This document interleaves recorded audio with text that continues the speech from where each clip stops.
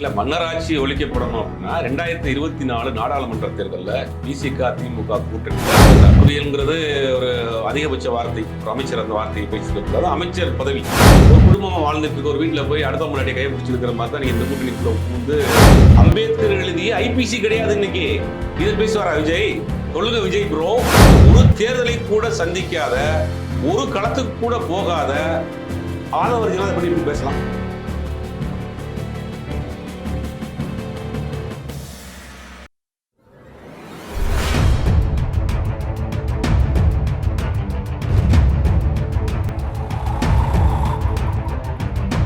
மாட்டுக்குரல் நேயர்களுக்கு வணக்கம். நம்முடன் இணைந்திருப்பார் ஜேர்னலிஸ்ட் சுபைர் அவர்கள். வணக்கம் சார். வணக்கம் சார். நேற்று ஆனந்த விகடன் டிசம்பர் 6 வந்து அம்பேத்கர் நூல் வந்து வெளியிட்டாங்க.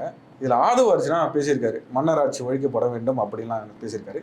இது சரியா? இல்ல மன்னராட்சி ஒழிக்கப்படணும் அப்படின்னா 2024 நாடாளுமன்ற தேர்தலில் விசிக திமுக கூட்டணியில் அந்த கட்சியினுடைய துணை பொதுச் செயலாளர் இருக்கக்கூடிய ஆதவ அர்ஜுனா இதே திமுகவுக்காக தானே வேலை பார்த்தாரு 6 மாசத்துக்கு முன்னாடி. ஆமா சார். அப்போ ஒரு மன்னராட்சி தெரியலையா அவருக்கு? இவருக்கு அந்த சீட் கேட்டாங்க, சீட் இல்லைங்கிற அந்த கோபம். 2021 தேர்தலில் பிகேவோட பிரசாந்த் கிஷோட சேர்ந்து திமுகவுக்கு சில வேலைகள் பார்த்தாரு. அதுக்காக ஓப்பனாக சொல்லணும்னா ஒரு லாட்ரி பெர்மிஷன் கேட்டிருக்காரு திமுகவில். அது அவங்க மறுக்கப்பட்டதுனால அந்த கோபத்தில் தான் போய் திமுக எப்படி அழிச்சே தீருவேன் அப்படிங்கிற கோபத்தில் தான் ஒரு விசிகாக்குள்ளே இருந்து அதை வந்து கூட்டணிக்குள்ள ஒரு குழப்பத்தை ஏற்படுத்துகிற அந்த அஜெண்டாவோட தான் விசிகாவில் சேர்ந்துருக்காரு. இப்போ இவர் மன்னராட்சியை ஒழிக்கிறோம் அப்படின்னா 2024 நீங்கள் ஏன் போய் திமுகவில் சீட் கேட்டீங்க? இப்போ 6 மாதத்துக்கு முன்னாடி அந்த மன்னர் கட்சியில் போய் சீட் கேட்டீங்க. அப்போ உங்களுக்கு 6 மாதத்துக்கு முன்னாடி வரைக்கும் உங்களுக்கு மன்னர் ஆட்சி தெரியாது. திமுக உங்களுக்கு ஒரு தோழமை கட்சியாக இருந்துச்சு. உங்களுக்கு சீட்டு வாங்கணும், சீட்டு இல்லைன்னொடனே அது வந்து ஒரு மன்னராட்சி ஆயிடுச்சு. இப்போ முழுக்க ஆதவ அர்ஜுனாவினுடைய தனிப்பட்ட வெறுப்பு, பர்சனலான ஒரு ரிவெஞ்சை வந்து நேரடியாக திமுக மேல் காட்டுறதுக்காக இந்த மாதிரி இந்த சந்தர்ப்பத்தை பயன்படுத்திக்கிறாரு.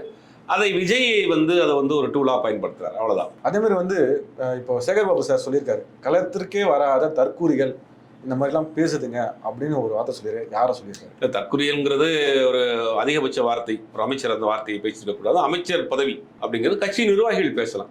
ஆனால் களத்திற்கே வராத அப்படின்னு சொல்றது வந்து உண்மைதானே. என்ன நடந்துச்சு நம்ம பார்த்தோமே. திருவண்ணாமலையில் ஒரு மிகப்பெரிய ஒரு பேரழிவு நடந்திருக்கு. 7 பேர் இறந்துருக்காங்க, பலர் வீடு வாசல் இறந்துருக்காங்க. பாதிக்கப்பட்டவர்களை தன் வீட்டுக்கு அழைச்சி நிவாரணம் வழங்கின உலகத்திலே ஒரே தலைவர் வந்து தாவேகா தலைவர் விஜயா தான் இருப்பார். அது வந்து எல்லா கட்சி எல்லாரும் விமர்சனம் பண்ணதான். தாவேகாவினுடைய நிர்வாகிகளை பலரும் விமர்சனம் பண்ணி ட்வீட்லாம் போட்டாங்க, நம்ம பார்த்துருப்போம். அப்படிங்கும் போது அதை விமர்சனம் பண்ணுறதுல என்ன தவறு இருக்குது? களத்துக்கே வரமாட்டேன், பனையூர் தாண்ட மாட்டேன், ஆட்சியை பிடிக்கணும்னா அது எப்படி முடியும்? விஜய் வந்து சகுனி வேலை பார்க்குறாரா? 2 பேருக்கும், திருமாவுக்கும் ஆதவ அர்ஜுனாக்கும் எதனா மூட்டி வரல? இல்லை, அதாவது திமுக கூட்டணி வந்து இன்னைக்கு அகில இந்திய அளவில் ஒரு ஸ்ட்ராங்கான கூட்டணியாக இருக்குது. மாநில உரிமை, மாநில சுயாட்சி, கல்வி, வேலைவாய்ப்பு, இடஒதுக்கீடு, சமத்துவம், சமூக நீதி இதெல்லாம் ஒன்றிணைந்த ஒரு கட்சிகளாக இன்னைக்கு அகில இந்திய அளவில் காங்கிரஸ் இருக்குது, கம்யூனிஸ்டுகள் இருக்குது, விசிக இருக்கிறாங்க, இந்தியா கூட்டணியில் இருக்குது. இன்னைக்கு பார்லிமெண்ட்லையும் அந்த கூட்டணி வலுவாக இருக்குது. அப்படிப்பட்ட உருவாக்கப்பட்ட ஒரு கூட்டணி, அந்த கூட்டணியில் விசிகாவும் இருக்கிறார். ஆனால் வந்து நீங்கள் வந்து புதுசாக நான் கட்சி ஆரம்பிச்சுட்டு திமுகவை நான் வந்து ஒழிக்க போகிறேன், இந்த கட்சியை வந்து அழிக்க போகிறேன் அப்படின்னு நீங்கள் சொல்கிற விஜய் வந்து தனியாக நீங்கள் ஒரு கட்சி ஆரம்பிச்சிட்டீங்க, ஒரு கூட்டணியை ஃபார்ம் பண்ணுங்க. ஒரு குடும்பமாக வாழ்ந்துட்டு இருக்க ஒரு வீட்டில் போய் அடுத்த முன்னாடி கையை பிடிச்சிருக்கிற மாதிரி தான் நீங்கள் இந்த கூட்டணிக்குள்ளே பூந்து கழகத்தை உண்டு பண்ணுறது. உங்களுக்கு நீங்கள் பெரிய வல்லமை மிக்க ஒரு நபர் தானே நீங்கள் விஜய். அவர் சொல்கிறார்ல, நீங்கள் ஒரு கூட்டணி கட்சி ஃபார்ம் பண்ணுங்க, 2026 தேர்தலில் போட்டி போடுங்க, ஜெயிச்சு திமுக வீழ்த்துங்க. எதுக்கு ஒரு கூட்டணிக்குள்ளே போய் நீங்கள் வந்து கும்மி அடிக்கிற வேலையை பார்க்குறீங்க? அந்த கட்சியில் இருக்கக்கூடிய ஒரு பொதுச் செயலாளரை கூப்பிட்டு அந்த கட்சியில் ஒரு அந்த இன்னைக்கு வரைக்கும் இன்று வரைக்கும் திமுக கூட்டணி தான் விசிக இருக்குது. அப்படி இருக்கப்போ அந்த கூட்டணிக்குள்ளேயே இத்தனை பேரை கூப்பிட்ற விஜய் வந்து ஏன் கம்யூனிஸ்டில் கூப்பிடல, காங்கிரஸ் ஏன் கூப்பிடல? இந்த கேள்வி இருக்கா இல்லையா உங்களுக்கு? கரெக்ட். இத்தனை கட்சி ஆரம்பிச்சிட்டீங்க, நீங்கள் ஒரு திமுக எதிர்க்க போகிறீங்க. திமுகவுக்கு எதிரான கட்சி எது இன்னைக்கு தமிழ்நாட்டில்? வலுவான கட்சி அதிமுக. திமுக ஒரு 25% வாக்குகள் வச்சிருச்சுன்னா ஒரு 18-20% வாக்குகள் அதிமுக வச்சிருக்கு. அது குறைவாக வச்சதுனால கூட, முன்னப்பின் இருந்தாலும் கூட ஒரு இன்னைக்கு தமிழ்நாட்டுடைய எதிர்கட்சி. அப்போ நீங்கள் திமுக எதிர்க்கிறதா இருந்தால் நீங்கள் அதிமுகவோடு தானே போயிருக்கணும். இல்லை நீங்கள் உங்கள் தலைமையில் ஒரு கூட்டணி அமைங்க, நான் தான் வந்து தமிழ்நாட்டை மாற்ற போகிறேன், திராவிடமும் தமிழ் தேசியம் 2 கண்கள் அப்படின்னு நீங்கள் சொல்கிறீங்க. நீங்கள் ஒரு கூட்டணி, வலுவான கூட்டணி உங்கள் தலைமையில் அமைச்சு நீங்கள் வந்து திமுகவை வந்து தேர்தல் களத்தில் சந்திச்சு வீழ்த்தி நீங்கள் முதலமைச்சர் ஆகுங்க. எதுக்கு இன்னொரு கூட்டணிக்குள்ள இருக்க கட்சியை போய் ஏன் போட்டு நீங்கள் உடனே எடுத்துக்கிட்டு அந்த கட்சி இருக்கக்கூடிய பொதுச்செயலாளரை கூப்பிட்டு இது விழா வைக்கிறது? இதுலேயே தெரியலையா உங்களுக்கு காழ்ப்புணர்ச்சின்னு? இதில் அரசியல் முதிர்ச்சியற்ற தரம் தெரியலையா உங்களுக்கு? ஒருத்தர் எதிர்க்கிறதா இருந்தால் நீங்கள் நேருக்கு நேரம் எதிர்க்கணும். சித்தாந்த ரீதியாக எதிருங்க, கருத்தியல் ரீதியாக தேர்தலில் எதிருங்க. தேர்தலில் எதிர்த்து நிப்பாட்டுங்க. 234 தோழம் தாவேக்கா நிற்கிது, சீமா நிற்கிறார், அந்த மாதிரி நிப்பாட்டுங்க. ஜெயிச்சு நீங்கள் ஆட்சி அதிகாரத்தை பிடிங்க. இன்னொரு கட்சி அகில இந்திய அளவில் இருக்கக்கூடிய ஒரு கட்சியுடைய உள்ளே போய் அந்த கட்சியை நீங்கள் ஏன் வந்து இழுக்கணும்னு நினைக்கிறீங்க? இது அரசியலா? ஒரு வீட்டில் குடும்பம் வாழ்ந்துட்டு இருக்கிறாங்க, அந்த குடும்பத்தில் இருக்க இதை தனியாக கூட்டு வந்து இது பண்ணுறதான இந்த மாதிரியான வேலைகள். அப்போ விஜய்க்கு வந்து கொடுக்கப்பட்ட அஜெண்டா திமுக கூட்டணியை உடைக்கணும், திமுக கூட்டணி சிதற வைக்கணும் அப்படிங்கிறதான் விஜய் கொடுக்கப்பட்ட அஜெண்டா. ஆனா இவர் வந்து மணிப்பூர் அரசை பத்தி ஒன்றிய அரசு இதெல்லாம் கூட அவர் பேசியிருக்காரு சார் அவரு. இல்ல ஆனா இவங்க மேல் சில சொல்லிட்டு இருக்காங்க, பாஜகவுடைய பி டீம் வேற சொல்லிட்டு இருக்காங்க. பி டீம்ங்கிறது எடுத்து கன்ஃபார்ம் ஆகி போச்சு. அந்த விழா மேடை யாரு, ஆனந்த விகடன் யாரு, ஆனந்த விகடன் எப்படி ப்ரொமோட் பண்ணு, ஆனந்த விகடன் ஒருத்தரை கை வச்சா அதுக்கு பின்னாடி 1000 அரசியல் இருக்கு. இதே அண்ணாமலையத்து ஆனந்த விகடன் தான் முதல்ல பசுமை விகடன் ப்ரொமோட் பண்ணாங்க. ஐஏஎஸ் ஆஃபீஸர் பதவியை விட்டுட்டு வந்து இயற்கை விவசாயம் பண்றாரு, ஆடு மாடு மேய்க்கிறாரு அப்படின்னாங்க. அப்புறம் கொஞ்ச நாள் வந்து மோட்டிவேஷனல் ஸ்பீக்கர் அங்கங்கே பேசுகிறாருனாங்க. அப்புறம் ரஜினிகாந்த் கட்சி ஆரம்பிக்க போறாரு, அந்த கட்சிக்கு வந்து அண்ணாமலைங்கிற ஒரு IPS officer retired IPS officer தலைவராக போறாரு, தமிழ்நாட்டின் அடுத்த சிஎம். முழுவதுமா அவரை பேக்கப் பண்ணது யாரு? ஆனந்த விகடன், பசுமை விகடன் தான்.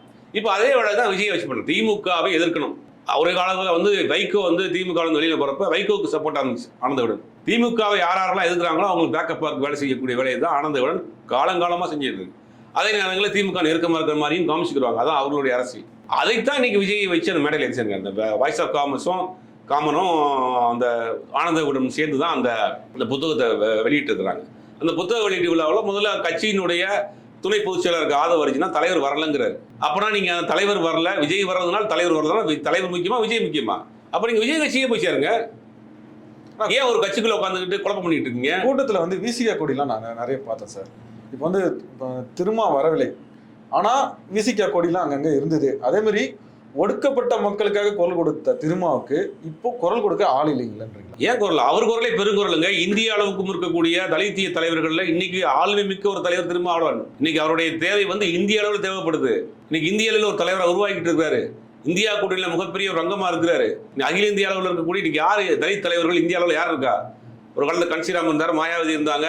இன்னைக்கு பலரும் சொல்லிக் கூடக்கூடிய ஆளுமை இல்லை. இன்னைக்கு அந்த ஒரே தலைவர் அகில இந்திய தலைவர் வந்து இன்னைக்கு திரும்ப தான். இன்னைக்கு அவருக்கு பேசுறதுக்கு ஆள் இல்லைன்னு சொல்றதெல்லாம் சிறுபிள்ளைத்தனமான பேச்சு. இல்லை சார், யாரும் வந்து இந்த ஒரு விஷயத்தை வந்து பெருசா எடுத்துக்கல. அவர் நார்மலா இருக்கிற மாதிரி தான். இல்ல, கட்சியில துணை பொதுச்செயலாளர் இருக்கிறாரு, இப்போ வரைக்கும் இருக்கிறாரு. அப்படிங்கும் போது அவர் ஒரு பேச்சை பேசியிருக்காரு.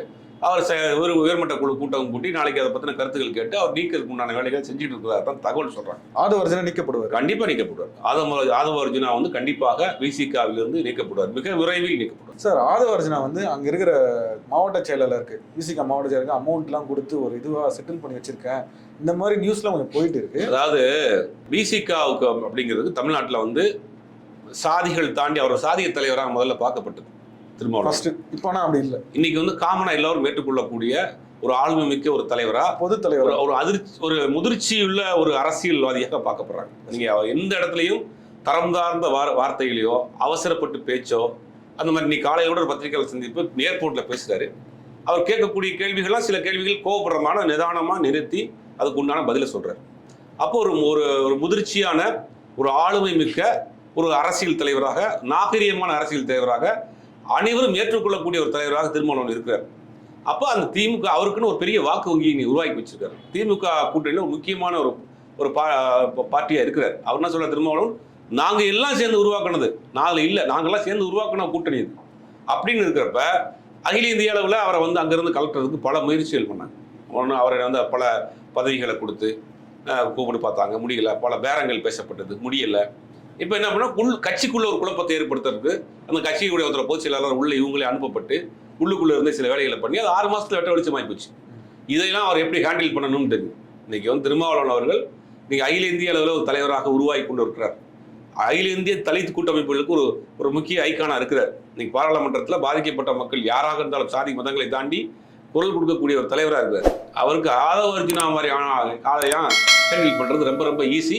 வரக்கூடிய காலங்களில் மட்டும் பாருங்க அவர் என்ன செய்யறாரு. சார் அதே மாதிரி வந்து சிங்கர் அறிவு வந்து விஜய்க்கு வந்து ஒரு அம்பேத்கர் சிலை கொடுக்குறாங்க. இப்போ என்னன்னா இந்த ஒரு அதாவது ஒடுக்கப்பட்ட மக்களுக்கு அடுத்த தலைவரா, அடுத்த அடையாளமா வந்து விஜயை மாற்ற பாக்குறாங்களா, இல்ல அது எப்படி அந்த கணக்கு? அது இல்ல, கணக்கு எப்படின்னா ஒரு தலித்திய வாக்குகள் வந்து திருமாவளவன் அவர்கள்ட்ட ஒரு வலுவா இருக்கு. அது வந்து வலுவா இளைஞர் மட்டும் கிடையாது, பெரிய அளவில் ஒரு வாக்கு வங்கியை வச்சிருக்கிறார்.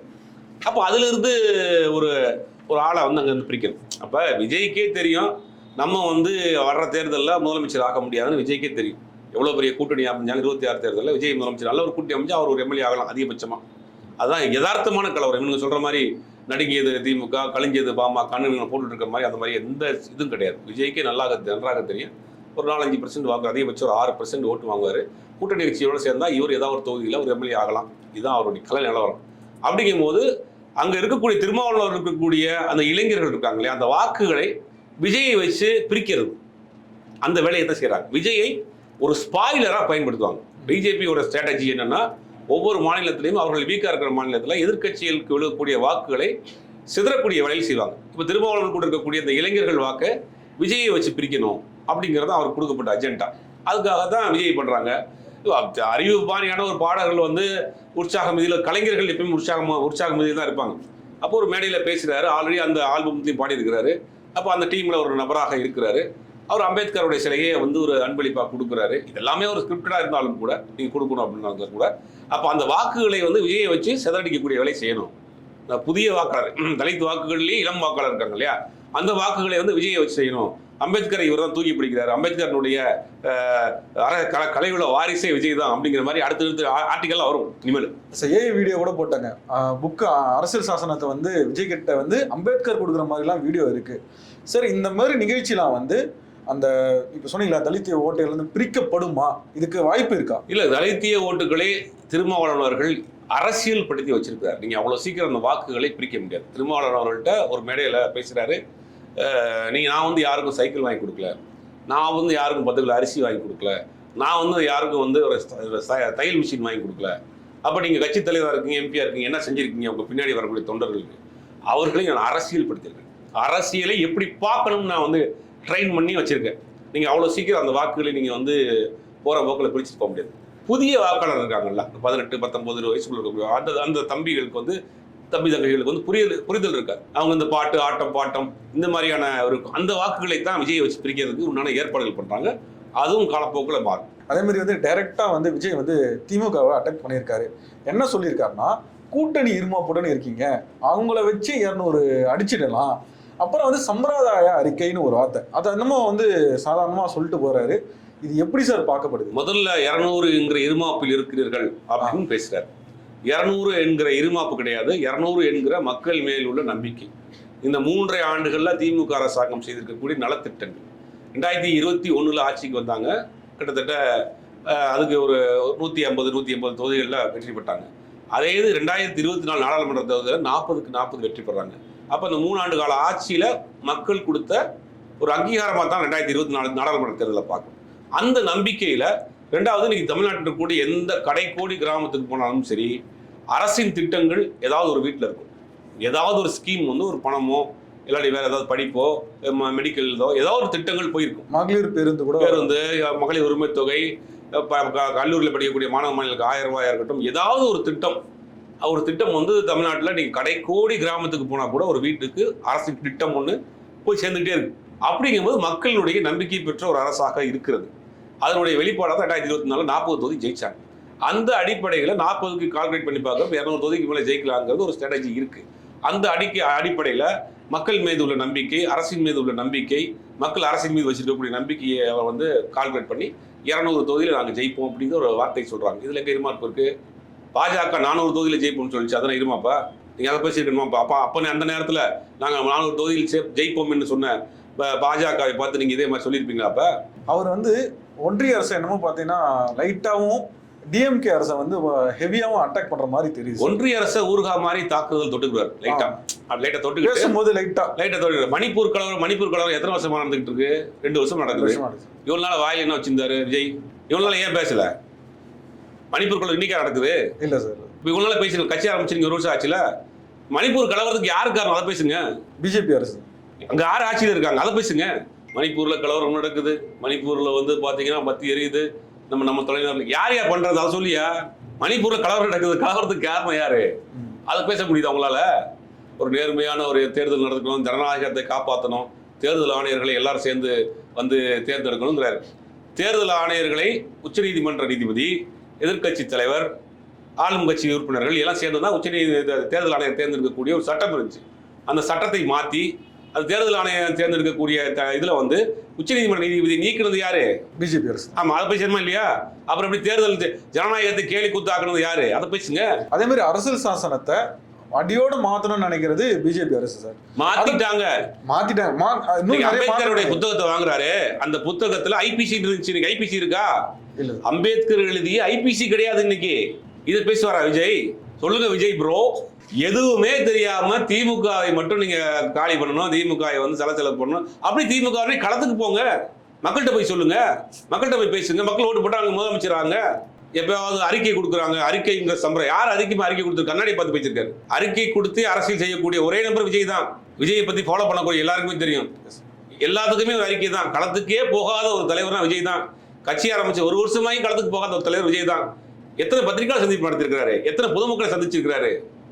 சரி, நீங்க வந்து கூட்டத்துக்கு ரோட்ல போனா கூட்டம் வந்துடும், அதனால நான் வீட்டுக்குள்ளே இருக்கிறேன் அப்படின்னா ஓட்டு கேட்கறது வீட்டுக்குள்ள உட்காந்து ஓட்டு கேட்பீங்களா? எம்ஜிஆர் நினைச்சினார் சார், படுத்துக்கிட்டே ஜெயிப்பானே. ஏங்க எம்ஜிஆருக்கும் இவருக்கு ஏணி வச்சா கூட எட்டாதுங்க. எம்ஜிஆருடைய செயல்பாடு எப்படி? எம்ஜிஆர் கால்குலேட் பண்ணாதீங்க. எம்ஜிஆர் ஒரு ஆலமரம், எம்ஜிஆர் ஒரு என்ன சொல்றது, ஒரு இமயமலை மாதிரி. அது எம்ஜிஆருடைய அரசியல் பயணம் பெரிய பயணம். நாளைக்கு முதல் நாள் நடிச்சு நாளைக்கால அரசியலுக்கு வரல எம்ஜிஆர். பெரியார் ஆள் இருக்கப்படி பெரியார் கூட போய் பயணம் பண்றாரு. அப்புறம் அண்ணா கட்சி ஆரம்பிச்ச பிறகு அண்ணா திராவிட முன்னேற்ற கழகம் ஆரம்பிக்கிறப்ப திமுக வேலை செய்தார் எம்ஜிஆர். அதுக்கு பிறகு அண்ணா மறைவுக்கு பிறகு கலைஞரோட பயணம் பண்றாரு. 10 வருஷம் அரசியல் கட்சியில் இருக்கிறாரு, ஒரு கட்சியுடைய பொருளாளராக இருக்காரு. அதற்கு பிறகுதான் அவர் வந்து தனியாக கட்சி ஆரம்பிச்சு முதலமைச்சர் ஆறாரு.